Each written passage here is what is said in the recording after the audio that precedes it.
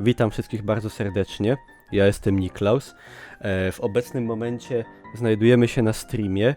Jest godzina 01:55. Nie jest to żadna kryptoreklama Kasztelana. Kasztelan nie zapłacił absolutnie za to, co się dzieje.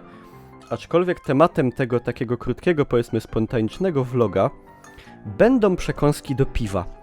Także moi drodzy, moim pytaniem do was jest generalnie, co lubicie podjadać w trakcie picia piwa?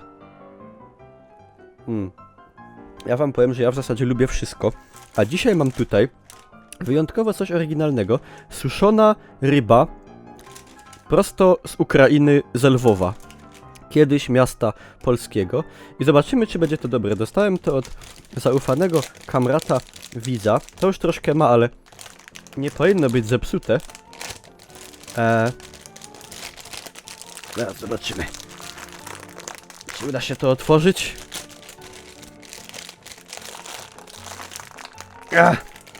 Kurde.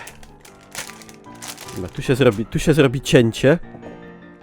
O matko. Najpierw ogarnij burdel na łóżku. Na łóżku nie ma żadnego burdelu. Jest po prostu łóżko. Wygląda to... Haha! Tak. Jest chyba cały kawałek jakiejś takiej ryby ususzonej. To powinno być mega słone. Także zobaczmy.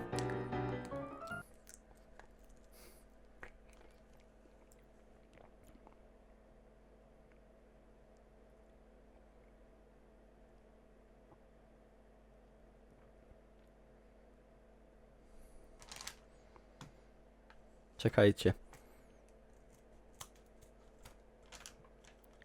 Czy to może to jest zepsute, kurwa, ale to jest ususzone. Kurwa. Jezu, nie. Nie. Tego się nie da jeść. Przepraszam.